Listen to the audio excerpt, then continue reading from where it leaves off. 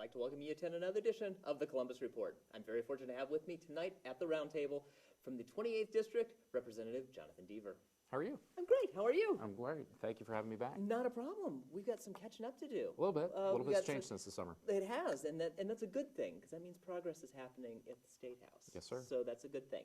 Let's start with, since it is November, a couple weeks ago, we had something called an election. We did. And we had three major issues going up on the ballot. One said yay, and the others, well, they took their own paths. They did. But the first one being let's start 1, 2, 3. Issue Sure. 1 being the redistricting for creating a bipartisan public process for drawing the legislative districts. You would think that sounds, it's harder for me to get out than it is to say what it actually does, but it is now going to be changing our district, at least the way things are going to be drawn and perceived. Correct. I mean, in the future, the next time we have a census, so the way it currently works is every 10 years we have a census, and then at that point, the controlling, or the board will then redraw districts, and then 2 years later, they become the active district. So we'll see a census at 2020, and then 2022, we'll have the new districts. So what this process does is allows the party in the minority to have more say in how those are drawn, and there has to be consensus and agreement before the final product comes out. If the event there's not a final product, then 4 years later, they have to go back to the drawing board and try again. So what this is, in essence, is trying to do is give everybody voice, it sounds like, since it's going to be a new 7-body redistricting commission, faced with the governor, the auditor of state, and 4 members from basically 2 from the majority and 2 from the minority? Correct. And they have to get together in a room, probably eat some good food, and talk about what's going on. Well, I'm not so sure about the good food, but it is legislation, and so it's probably going to be quick takeout. But the reality of it is what they're trying to do. I mean, this was a bipartisan effort, and Representative Sykes from up in the Cleveland area, and Representative Matt Huffman, who was from the Lima area, roughly Sidney Lima area, yes, came together, and this was a kind of a compromise between the two to find a way to make things a little bit more equitable. I always laugh because it's the folks that have the districts that are drawn so well that, they're 70% Democrat in one and 70% Republican in the other, and so they want to try to make them look more like mine, I guess, is the idea.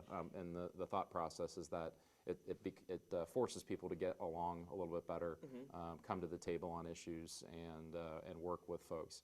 I mean, in my district, just because I'm a Republican does not mean that I'm not working on issues that are important to the people who are, vote Democratic in my district. Right. Quite to the contrary, I spent a lot of time focusing on their issues as well to make sure that, I'm a representative of 125,000 people. So it doesn't matter what your political affiliation is. Whatever your issue is, I'm going to work on it because it's important to them and it's important to the district. And that was the key word, representative. And I think, that's right. You're not picking and choosing. You're that's right. representing your district. So. This takes into effect, from what I understood, at passage from November 3rd. It does, but it won't really affect until the 22 race. Right. So once we have the next census, that's when it's going to kick in. So in other words, we're just getting our ducks in the row, getting everything together. Correct.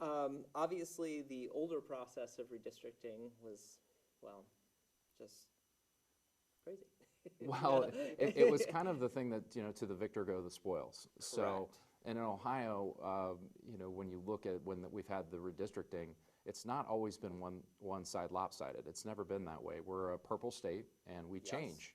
So, the argument is whoever's in the White House, that party who's in the White House at the state level, it's not going to be the same party. That's kind of how our state goes. And then when it changes, now that you think about it, you're right. And when it changes, then the other party wins. So everybody laughs and says, "Well, I said, well, you never know. We get a Republican president. We're probably going to have Democrats in control of the process in 2020 or in 2022. So having something that's bipartisan now, while both sides have an opportunity to craft something that's equitable, not a bad problem to have." Again, we talked last time about a lot of bipartisan efforts going in, and here's something that's actually going into the Constitution now, stating this is going to happen. Again, is this something we're really going to see more of?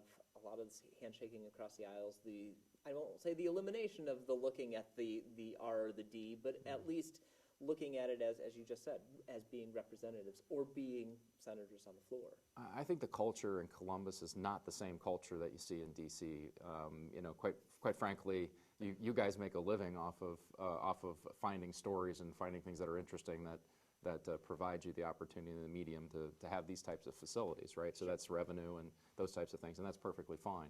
But you know, in Columbus, I don't see that. I see you know, a bunch of people on both sides of the aisle that really want the same outcome. Our disagreements sometimes over how to get there, and it's kind of like driving to Columbus. My best and fastest way is 71 North, right? But you know, maybe one of my colleagues wants to go 75 to 70, and they think that's the best route. And so our argument might be about which is the best way to get there. Now, if the Morrow Bridge collapses, they're definitively right. Correct. So, this is true. Right. So it depends on your. It's all about perspective. So I think the reality of it is in Columbus. I mean, if you look at everything that I've done since I've been there, I have not had one single bill that was not bipartisan. Fair. Most of my bills are. You know, I've got a bill with Representative Reese here in Hamilton County. We passed a bill through the House with Representative Coons, and I'm also working a bill with Representative Driehaus. So, you know, our crew down here in Hamilton County, we all work together and play well together. And in Columbus, it's the same way. The partisanship that you see is typically issue oriented, but it's for the cameras by and large. You know, when people pick apart, there's only 2 or 3 issues that we probably could agree on right out of the gate on what everybody wants to talk about. But it's not really what's going on in Columbus. It's the stuff that grab the headlines. It's the stuff that you know, sells time and gets people gets attention drawn to a certain way. But in Columbus, I don't see that. I see a bunch of folks working together to solve problems, and we have cause and effect disagreements, but that's okay. That's healthy. And again, that's what gets conversations started. Correct. I think, That's right. again, as you stated earlier, you know, we're able to have conversations like this, talking about issues.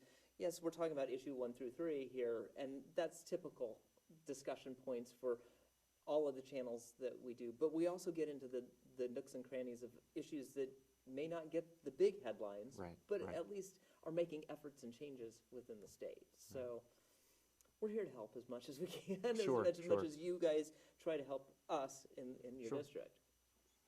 So going back here, you know, looking at this process, from what I was reading within the bill, the issue itself, as well as the change, it's trying to make it more compact and politically competitive. Do you see that that's going to? Do you really think that's what it's going to be? Is a politically motivator to make things more competitive? You know, we'll see how it's going to work. I think this is a collaboration of both parties trying to find something that's more fair. And it was done under the auspices that, you know, next time we could be in the minority. So I think that the concept is that the belief was that this was the most fair process, and we have to see how it's going to work.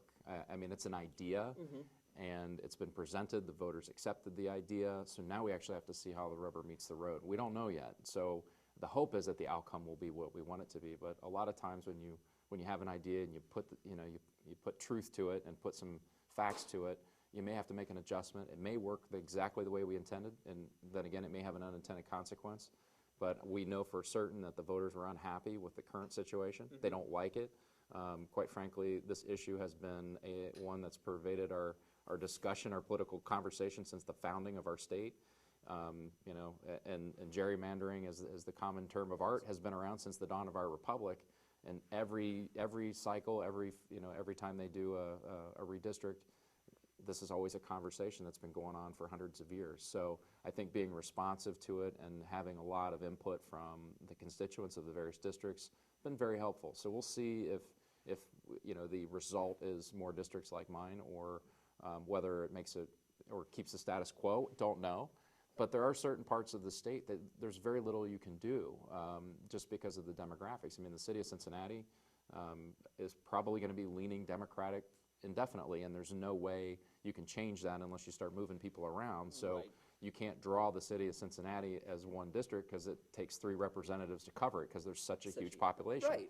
So it makes it a challenge. There's never going to be a perfect solution where you can make every single district competitive.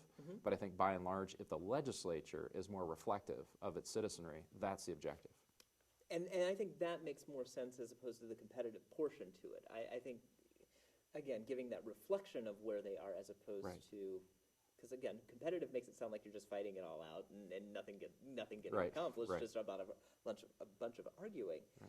This not only affects the House, but it will affect the Senate side as well. That's correct. Again, races may be a little bit different, but I think you're saying discussion points will probably be about the same.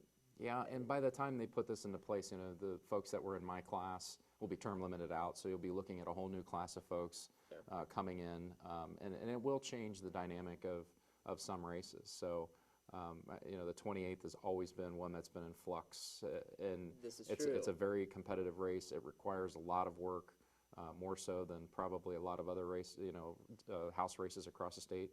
But that's because the people here demand a lot from their representative, and they have always been that way. We've always been that way in this district, and that's a healthy thing. And I guess while we're talking about that, I mean, what makes that? I mean, I think we've talked about a lot of it in the fact that it is a unique culture in itself for the 28th. So do you find that to be, if we see things change, it could change, it could not change, maybe some variations. How do you think that would affect the 28th then? You know, I don't know. I think I mean, it's been called a lot of different things over the years. You know, it's the 28th for this, for this 10-year window. But I think that we're going to see the fringes, maybe the neighborhoods on the far east and far west will change slightly, but the core is always going to remain the same. It always has. So I think the core values that come out of this community don't change much just because you added a precinct or two on the east or the west side of the district. The folks even in those areas share similar values and concerns. So the diversity that's within the district, I don't think is going to change fundamentally. You might have a different neighborhood, Sure.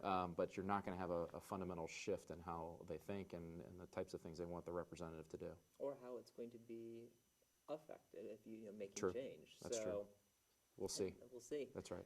2020 to 2022. Yes, sir. Big difference. Yes, sir. So, of course, we had issue 1, we had issue 2. Yes. Going along with the anti-monopoly idea. A lot of people were, I think, a little more uncertain about both when it came to issue 2 and issue 3. The yes, the no, why are we doing this? What was the whole, in your aspect, obviously, with the outcome of it, your aspect in regards to issue 2 itself? I mean, obviously, it was created, most people say, well, it was created because we didn't want issue 3 at all. Your stance on that? Yeah, I think there's two components to it. To be fair, I mean, most people in the United States would agree wholeheartedly that we don't want to give a single business person a complete monopoly and then stick it in our Constitution. I think everybody can universally agree that's a bad idea. Yes. I don't care what the issue is, whether it's legalizing marijuana or whether it's saying, Jonathan Deaver gets to have every single piece of real estate in the state of Ohio where you can practice law. Like, for me, that would be a great deal, That'd be right? great. And then I could be a billionaire too. But our statutes and our Constitution is not designed to make an individual a billionaire. Our Constitution is designed to create an equal opportunity to succeed or fail on your own merits. And when you go in there and you want to say that the Constitution now is built for me to make money for myself and my kids and grandkids, that's fundamentally un-American. And so the premise of issue 2 was to say, we're not going to allow that in our state constitution. If you want to compete, compete. If you want to have a monopoly, then you have to go to the people directly and ask them permission to have a monopoly, and then the next time around, ask them for the issue. So it broke it into 2 pieces. So if you want to have a monopoly in Ohio, technically we can still do that, but you have to ask it as a separate question, and the voters have to vote that up or down, yes or no on its face, and then the issue. So if someone wants to come back and try monopolizing medical marijuana as an example, they would have to say, we want a monopoly. And the voters would have to say yes.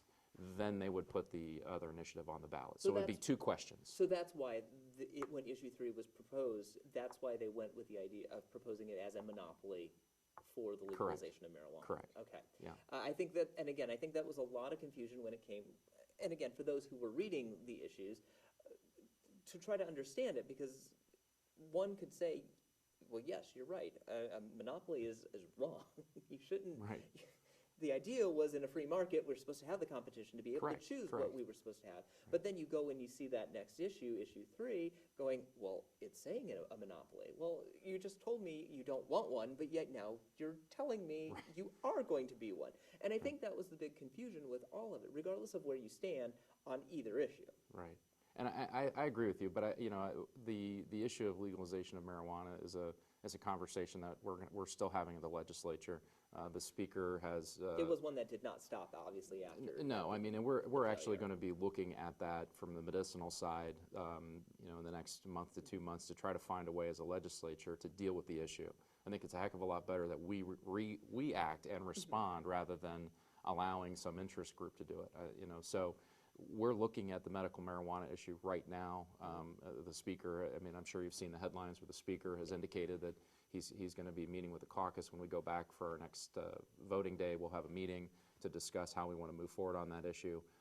I think it's important that there's some legitimate concerns with that. There's some legitimate medical needs, but from our perspective, we're going to need some medical buy-in from the hospitals, from the doctors, and from the folks that actually do that for a living and can give us the data and the information. So, that legislative process, sometimes it's slow, but we get all of the people involved in the entire state to come and have their input and have their say so that we can make a really good decision based on the realities of it. And there's some other ancillary things that people don't think about that that may not come to mind that only come up because of that detailed vetting process. So I think having a policy that we can congeal around as a legislature, one that the Attorney General of the state of Ohio, he's interested in finding a solution to this. So is the governor's office and the Senate. So I think collectively we'll be able to find a solution and put that out there for the voters and/or just pass it straight. And that's our hope, is we just pass it. Interesting. The thought of going into it was you went right directly to the legalization of marijuana, going into issue 3. You're talking about the medical side of it, and why was that not represented first as opposed to doing a Colorado or a Washington where they just were like, let's just do it? You're going to have to ask the folks that with Responsible Ohio. That's fine. You'll have to ask them why they did it their way. I mean, I think it's very clear they did it their way because they want to control it and they wanted to be billionaires, and that's it. And they didn't want to have any competition. This is a very complicated issue. It's not very easy to get around. I think that the right approach is for the legislature to act first, to do the medicinal. Learn what we can from these other states. There's been some valuable lessons over there that we should be paying attention to. We need to listen to not only their medical community but their law enforcement community and pay attention to it. I mean, being the first sometimes is great, but being second sometimes is even better because you can learn from those other decisions that were made, and you can take the best practices as well. And then you can avoid some of the pitfalls at the same time. So I think the legislature responding to it is probably the right approach. And if we're going to do medical marijuana, which I think we're going to do some variant of that, I don't know what it's going to look like yet. I just know the speaker is dedicated to tackling the issue, this General Assembly. So we should have some sort of resolution. And if we have the consensus, I think you'll see a bill be introduced and work its way through. I guess the final question, other than from the people's side, let's look at it as a state, as in the legislature. Was Ohio ready for this? It's a good question. Ohio is always, it's a unique place because we're, even though people would disagree with us, I mean, we're by and large relatively conservative people, regardless of your politics. We just are. We're community oriented, we're family oriented. We have a long tradition of blue collar work and family values and those types of things, and they're not partisan. That's just what we are as Buckeyes. We're a reflection of the country, for better or for worse. That's why we're one of the major states when it comes to the decision of the presidency. Well, not only the presidency, but we're also the test market for most products and services in the country. Too. So if it works here in Ohio, typically it can work elsewhere. So I think the fact that we're also very cautious about how we invest in things and how we do things, we take our time, is an asset, but sometimes it can be also hold us back a little bit when we need to be moving a little bit quicker. But I think at the end of the day, we're going to figure it out and do it correctly. And we'll see how that goes. Again, it was a unique election season when it came to that, and that was why my question was to you: was Ohio ready? I mean, obviously the people spoke in their idea, and it's just. But it was overwhelming. I mean, I was really surprised by the amount of folks that were opposed to it. I thought it would lose. I didn't think it would pass because of the monopoly provision, but I wasn't. Right. I mean, the turnout on that was quite shocking. It was same thing with issue 1. There was a lot of folks that really wanted to see that go through. So a lot of times the voters they're smarter than we are. So. Well, I think it's not so much smarter than you are, that it's smarter than we think. Because again, it was, you can go by the weather aspect of it. People always say, you know, if it's a better day, more vote for turnout. If it's a rainy day, not so great. But I think in both aspects, and all three, at least in issue-wise, I think there was more to gain and to lose were they not to make their vote. And I think there were also so many other smaller areas that needed to be looked at. Obviously, you had races that affected everybody. So, well, I still believe that the voters are very smart. They get it, and you know, there's a lot of people that make a lot of money trying to predict what they think, and they never get it right, it seems. So I think the voters end up getting it right over, you know, as a law of averages, and that's why I like the legislative process, because it allows a lot of feedback and a lot of input, and then you can make a really good decision. And you know, and when I say that the voters are smarter than we are, is collectively they have a lot of wisdom, and as individuals, you know, our ability to know everything is impossible. It's impossible to know everything, and so having good people who are active and engaged give you that feedback is very important, and that's why, you know, specifically my district, I like to brag about it all the time. I think we're one of the most engaged and intelligent districts out there. We really get it, and we're passionate about it, and it's fun to represent them. But doesn't that make your job a lot easier? It's a double-edged sword. Yes, it does. It does in a lot of ways, but because they don't, you know, they don't let anything fester, and they come right away. And you know, the tendency is to be apathetic in your public life because there's other things that you have to do. I mean, there's a mortgage to pay. There's kids to take to soccer, you know, et cetera, and life's very complicated. And but to have people that are equally engaged in what's going on at the state level is exciting. Well, that's why we're here. Keep people better informed and be able to have you speak what you need to. But now let's do some clean house. Sure. We've talked about a lot of things. Let's do some reconnections, because there's some House bills that you've been working on as major sponsor as well as co-sponsor. Some that we've talked about in the past, and we'd like to see progress, as we were talking about earlier. Let's start with House Bill 358, which was the continuation of the ABLE savings account. It is now going to allow income tax deduction from this. Correct. So right now, the ABLE Act is law in Ohio. Yes. And the Speaker just appointed me to the brand new ABLE Board. So I'll be the sole representative to the ABLE Board. And as a nice update, our legislation is actually now a model for other states. We will have, the ABLE accounts will be available in January. Okay. And it's my understanding that the Treasurer is going to keep the cost to less than 30 basis points. So anybody that's paying attention to investments, that's amazing. That is absolutely amazing. Normally you're paying 3 times that for anything that you do. Even a mutual fund, it's 3 times that. So the cost savings is tremendous. The program will be launched. And the nice part about it is that I think that a lot of other states are just going to go and buy into ours, which is going to give us an opportunity to provide these accounts at almost no cost to our disability community in Ohio. So when you talk about the net savings and benefit to the taxpayer, but also to the families that have to deal with folks with disabilities, it's a win-win-win. It's incredible. So what the purpose of this House bill is with Representative Condit, so she joined me on the ABLE Act to make that law of Ohio. Right now there's a disparity between the way 529 accounts are for just your college savings, and these are called 529A accounts. And so what the legislation basically says is that if you can get a tax credit to send your kid to college, you should get a tax credit for the same amount that you would put into the ABLE account for the disability-related expense. It's just a reduction, right? So it's not a true credit, but it just reduces your taxable income for your Ohio income tax purposes. So it just wants to treat them the same. So 529s and 529As will be treated the same under this proposal. And again, to me it sounds like this is just, again, tying the bow up, making sure that everything is going to go right. Again, when you start in January, obviously you're going to probably, I'm assuming you're already having people getting ready for this. Overwhelming success, or how do you feel the acceptance of this from the community? Well, so far, I mean, the community is ecstatic. This is something that's been long in the making. I mean, you know, prior to this, when you had a child with a disability, they were relegated to a life of poverty, and there was nothing you could do about it. It was one of the most cruel things that we could ever do to somebody.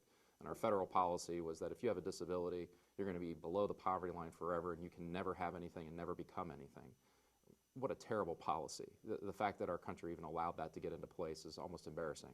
And so this is the first tool in that step to take those folks out of the shadows and give them an opportunity to have a life that you and I take for granted, which is the opportunity to get a job and to work and to be a part of the community. To maintain a And job to as maintain a well. job. The last time we spoke, I mean, That's right. you were telling some pretty harsh stories of truth Truth. that go on because of certain portions that were not allowing disabled individuals to continue forward. Yeah, we kick I'm them sorry, off. you capped. That's right.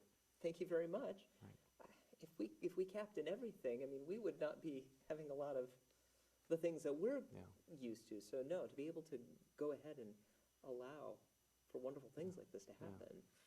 It's a great program. I mean, and it's really, in my mind, it's not going far enough. But you know, to me, we're moving the ball in the right direction. Okay. You know, we put 3 points on the board. I would have liked a touchdown. But I'll take the 3 points, Sure. and we're going to keep tackling this space as much as we can. There's a lot more work that we need to do as how we treat and deal with folks that need that hand up, right? And that's the reality of it is, you know, when we're in Columbus, we've got, in my world, I have two things I have to worry about. One is I have to make sure that, you know, we have opportunity for folks, which means that everybody can get a job. You know, there's the concept that, well, you know, the government's there to make sure that everybody's taken care of, and the reality of it is I want the government to be there to make sure that everybody can take care of themselves. So that means you have the ability to get a job, the ability to take care of yourself. I mean, that's true freedom, is to have the ability to do it for yourself and to have these opportunities and be able to climb and achieve. And that's everybody's American dream. And your vision of it might be different than mine, and that's fine. That's great. That's what makes us unique. But I think that's the challenge that we have, is how can we help people realize their own dream and not keep them in a certain space because under the auspices of trying to help you, we keep you down, and I think that's the challenge. So with the ABLE Act, it's a great way of moving that ball down the field. I mean, we've scored some points. This is going to help out with the families that, you know, who otherwise wouldn't be able to donate it, give them an incentive to do so. And we'll see how all that kind of fleshes out. And then it's a parity bill too, so as the amounts of the college education go up and down, so will that. So it'll stay even. So that way, you know, they won't be treated differently. And you don't have to come back and say why. Correct. And Right. redo. So Right. that's a great That's way right. to tie it already. Right. You said you had made mention you will be a part of the ABLE board. Correct. On this. What does the board consist of? The board it's all written in statute, but it's a group of individuals whose job it is and task. This is a non-paid board, so we just serve for the benefit of the community, but it's to make sure that the program is administered correctly and to make sure that the outcomes line up with the objective of the legislation. Will there be terms on that, or is it obviously termed for you? It'll be termed for me. Every General Assembly, the Speaker will appoint someone from the General Assembly. So since it was my legislation and I know the most about it, I was appointed for the rest of this term. The hope is that you know, if I'm fortunate enough and the people of 28 send me back, that I can continue to serve in that capacity, but that's at the discretion of the Speaker. Then there's some other representatives that are ones appointed from the Senate, and then there's some other folks that are appointed by the governor and treasurer, et cetera. So. And then, of course, you mentioned, you know, we got the 3-point. What would make a 7-point?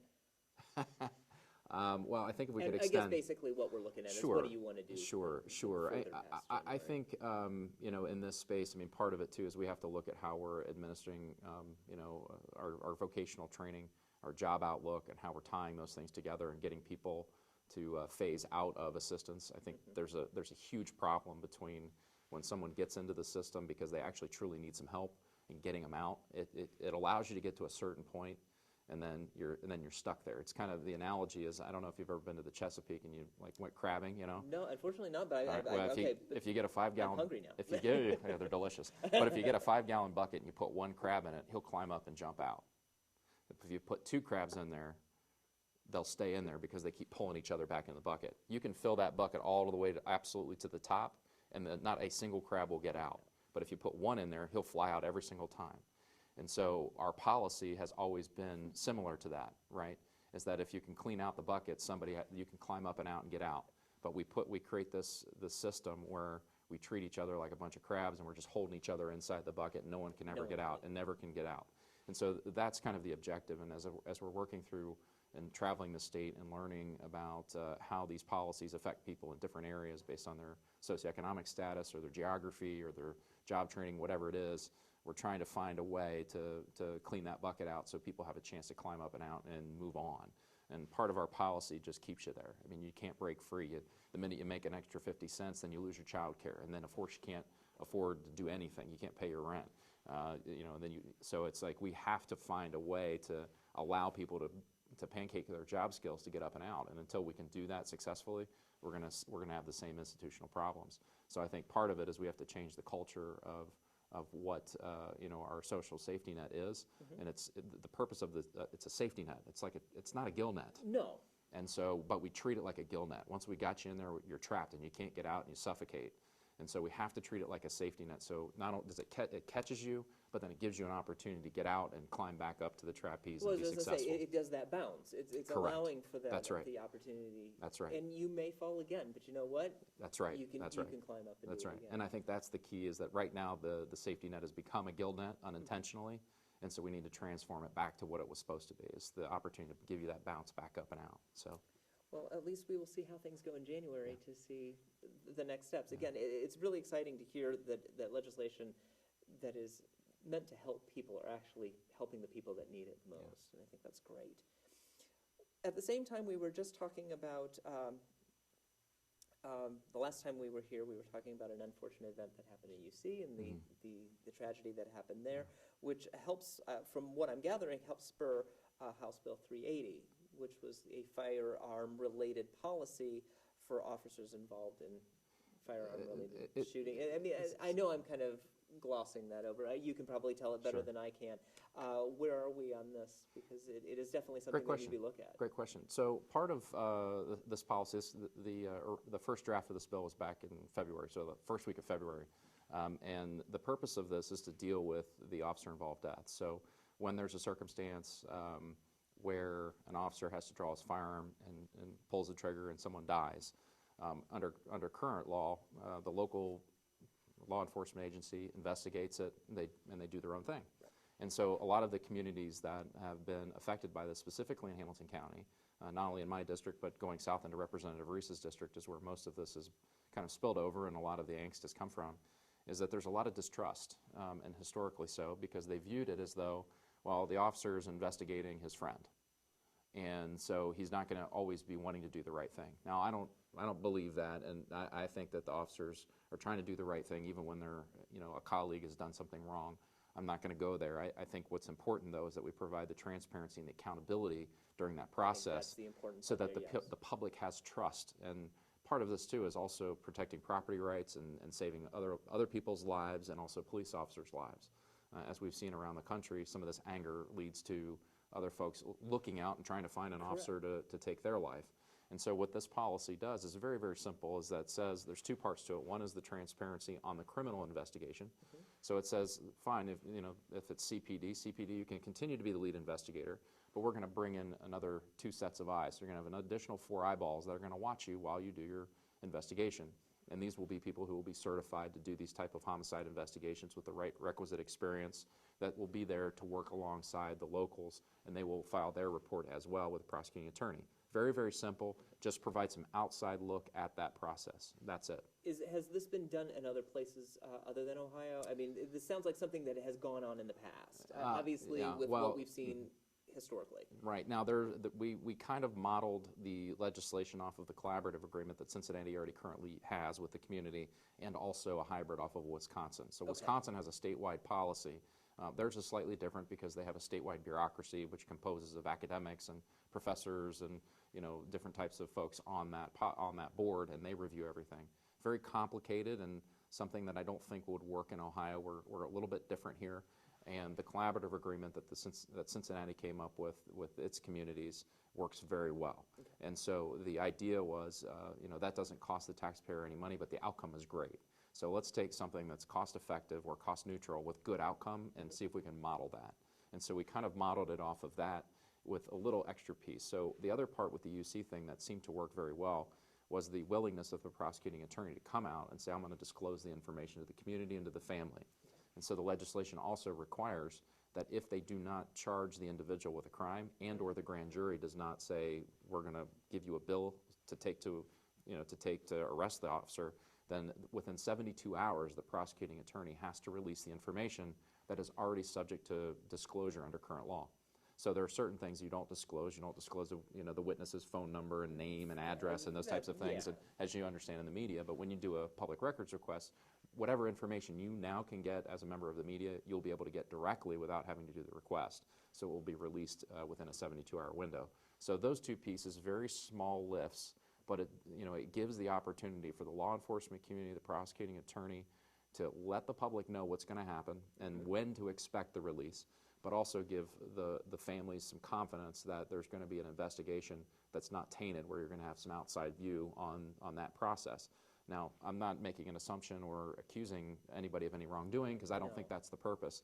The purpose is actually very simple: is to provide the continuity and the trust in that process from the public. It sounds more of a trust-building exercise than it does anything accusatory. Correct. I think it's more of holding things responsible and getting things done in a responsive manner, as opposed to, yeah, that happened. Right. Yeah, that happened. Correct. And that's where that Correct. distrust starts to build, because people are pushing it to the side and no one's getting the answer. Now we're seeing the times in which a timetable basically of when answers can be expected. expected. And the other side of it too is that when these things get out of control, people's property gets destroyed. I mean, homes and businesses are destroyed, and people's lives are put at risk, and sometimes other officers die.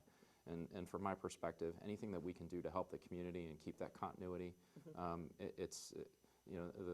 the elements that react in an inappropriate way off this, we don't want that to happen either. The community doesn't want that to happen, because it always happens in the community, and then there's no resources to rebuild it.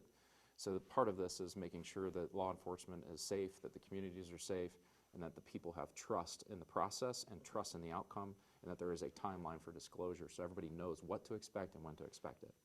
And when do we expect to see some changes on this? Well, right now the bill has been introduced. That's because it has a House number. Yes. We're waiting on our first sponsor testimony, so I believe Representative Reese and I are going to have a press conference in Columbus the morning before we have our testimony. We're not sure when we're going to have our first hearing, but the leadership has let me know that this will be a bill that he will take all the way through and make sure it gets a floor vote very soon. And I know the governor wants this to go all the way through. This is part of his task force recommendations, that we deal with some of these things. So I'm relatively confident that as long as we have enough time, we should be able to get this thing through. What made you decide to come along with this bill? This is just not something that... This is my bill, and yeah. This is my bill, and I brought Representative Reese on board. Representative Reese has been a voice for change in this space for a long time. When she was down as a vice mayor of Cincinnati, she was talking about this. When she was on council, she was talking about this. And since she's been in the State House, she's been talking about this, and travels the country to learn about how these issues affect other communities across the country. So it was a perfect fit. This was something that I wanted to do because the folks in my district wanted something done in this respect, especially in the Forest Park area, Springdale. They wanted somebody to tackle this, and they wanted their representative to do this. So this is a direct response to the folks in the district. This is what they wanted. They wanted someone to say, look, we want some transparency and accountability so we can have some faith in this and some continuity in our community, and we need to have trust in this process. So this bill is about building that trust and confidence. Well, it sounds, again, once we get things rolling, I think this is the right means to get doing it. And then I have to applaud you for standing up for something like this. And again, collaboratives, again, we're working collaboratively to make something happen within our areas. Correct. Excellent. Yeah. One last thing before we get into some other new pieces of legislation that we have not talked about, because I cannot wait to talk about here, is schooling. We had talked about as some so happy to report. So it's no secret that one of the things that I ran on was making sure we have some sort of reform to our school funding formula, but also holding TPP reliant schools harmless as we do a phase onto formula. That's not a secret, and I know a lot of people laughed and said it wasn't possible, you'll never get it done, but I am actually happy to tell you that we got an amendment into Senate Bill 208, which put the money back in for Princeton, Sycamore, and every other similarly situated schools. So these schools will get 97 or 96 cents on the dollar for 2015 actuals. So it is a huge win. It's a huge win. So overall, it's a rounding error at that point, and we actually have a nice formula on the tail end, a 5/8 mil formula on the tail end, which will allow our schools to do something that they weren't able to do, which is do their 5-year forecast. And see. So we actually have a solution in place. So that will be the starting point then for the next executive budget is our best guess. So that allows us to make some additional adjustments. There's a couple other things we need to do on the funding formula for a long-term fix, which is we need to take the cap and guarantees and TPP and phase all of that into formula over time. For some schools, it's going to be easier than others. The idea is we want everybody on formula so everybody knows what to expect. And so I think if, as we move that way, that is the policy where we need to be, and then we're going to have some discussions on some of the individual silos too and what's appropriate, but at least we've got the ability to do a 5-year forecast, and we overrode those cuts through some common sense initiatives and some bartering with the administration, but we got it in there. But you got it in. We did. Now, obviously, you went in here saying, a lot of people said this couldn't be done. How does it feel to know that, you may not have gotten it in the way that you really would have preferred, however? Well, the thing is, it's not about how I prefer. I don't necessarily need to get credit for everything that I do. Okay. And so if you're willing to share credit and you're willing to let other people take credit for things, then you can get a lot done. And so it's about getting things done for the folks of the 28th and for the rest of, for the other 11.5 million people of Ohio. Absolutely. I mean, I represent a certain block, but I firmly believe that when we put our best together, we can lead the state in policy. And we've been very lucky. And I've been for a freshman legislator to say I fixed school funding. I did the tax cuts. We did the cost savings in Medicaid.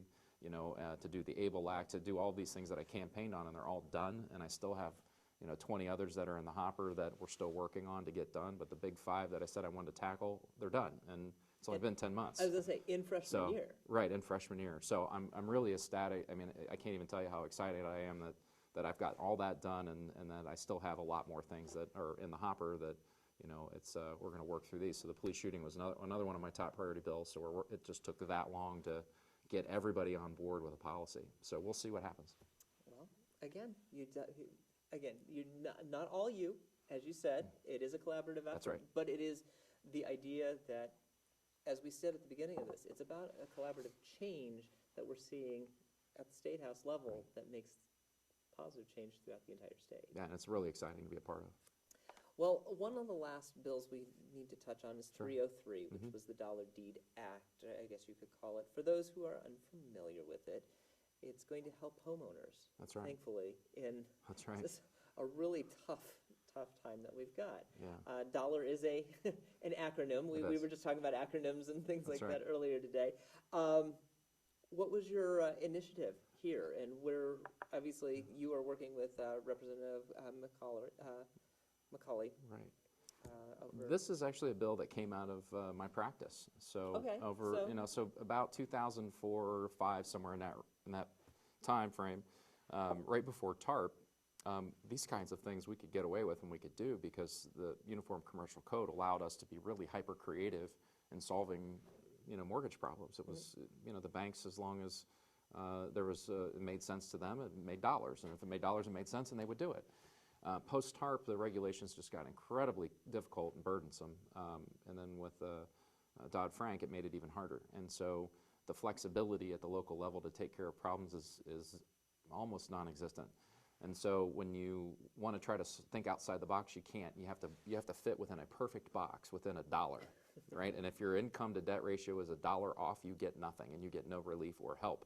And if you're $1 one way or $1 the other, you can get help. And it makes no sense. But then again, it's perfect. It's pure ratio without any flexibility at the local level. And that's the problem with top-down, one-size-fits-all thought processes. It just doesn't really translate. It might look good in an educated vacuum, but it doesn't. When the rubber meets the road, it's very hard to implement. So what this is kind of a hybrid concept that came through years of practicing in that space. And the thought process was real simple. Well, if we already allow you to do a deed in lieu of foreclosure to the bank, what's wrong with letting somebody stay in the house if they want to pay the bills instead of blighting the neighborhood? Well, yeah, again, you're going to have an empty home that's right. possible to crime and vandalism. It's going to end up... No tax revenue going to the local schools or the local municipalities. No. So for me, this becomes... and you have a displaced family. And you have a displaced family. That's right. So this becomes kind of a trifecta win. I mean, 1, it allows some stability for the school funding. 2, it allows some stability for the local government fund because the people are still living in the home, still paying taxes, right? And number 3, there's that continuity of neighborhood and that stability of the neighborhood. And it's a very simple approach. What it basically says is that the homeowner will deed the property to the bank, and in exchange they get to get a lender lease. So that's the deed over lender lease, so DOLL, DOLL. right? And then on the tail end is an agreed refinance, so that's the AR, okay? And so the idea being is that you're going to lease it back for a bare minimum of the taxes, insurance, and you have to take care of the home. You have to maintain it like it's yours.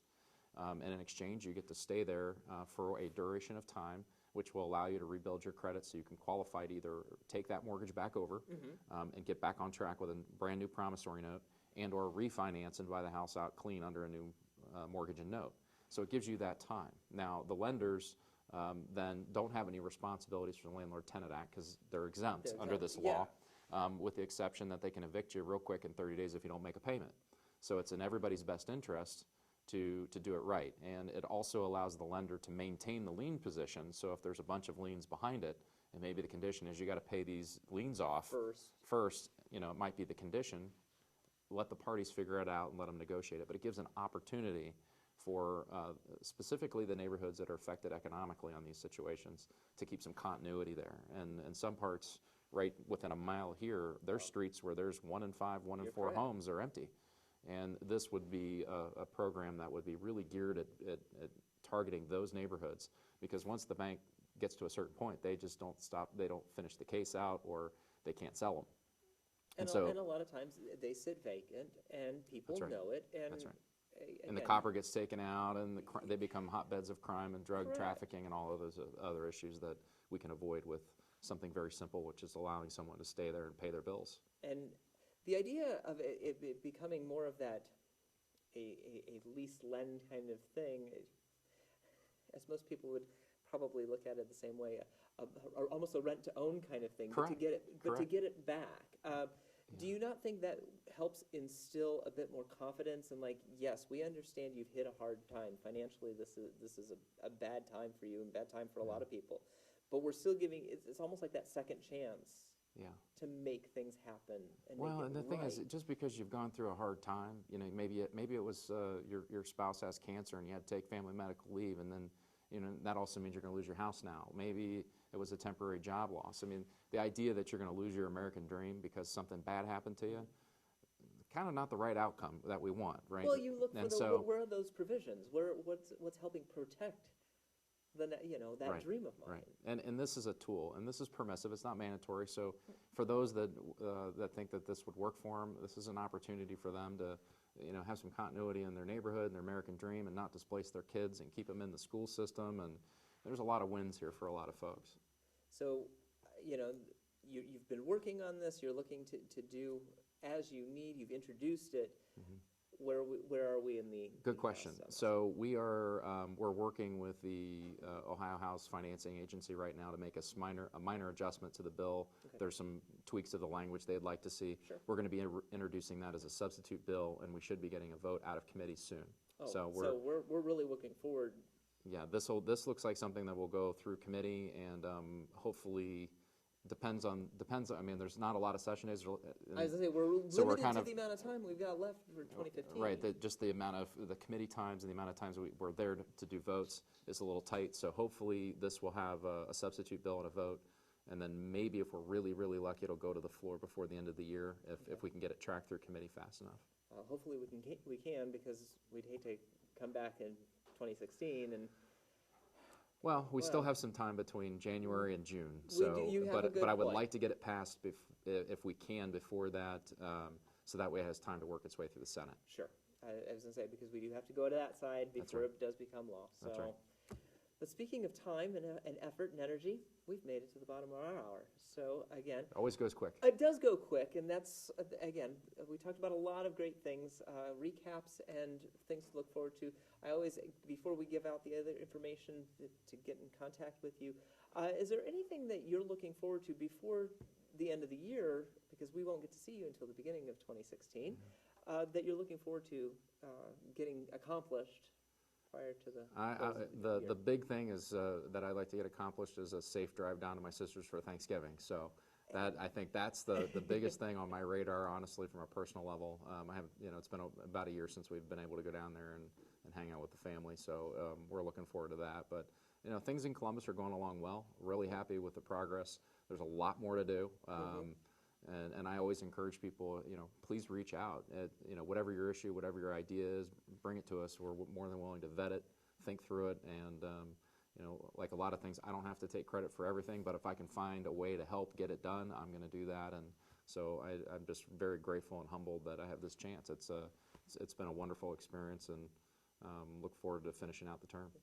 Well, I'm going to give those people the opportunity to be able to do so. So if they would like to get in contact with you, we always put the information up on the screen. You can always go to the office and send them a letter at 77 South High Street on the 11th floor, Columbus, Ohio, 43215, or a phone call as easy as 614-466-8120, an email as well at rep28@ohiohouse.gov. And the website is at the bottom of the screen in case you need to catch any other information, especially press releases or any other legislative matter that is coming through your desk. Mr. Deaver, we've made it to the bottom. I want to thank you. I want to wish you happy holidays, since I will not Likewise. see you until the beginning of next year. And I want to thank you for your time. Anytime. Thank you. Absolutely. Great to see you again. Good seeing you again Yes, as sir. well. And I'd like to thank all of you for joining us as well. If you would like to become a part of our family, to create your own program or be a part of the crew we have here, 825-2429. That's the phone number that's bottom of the screen. Give you all the information to create your own program, become one of our volunteers, become something, speak your voice, speak your mind. I'm Jason Grzgorek, Waycross Community Media's Government Access Coordinator, giving you the opportunity to talk to those in the know here in Columbus on the Columbus Report. Thank you very much. Have a great holiday, and we'll see you next time.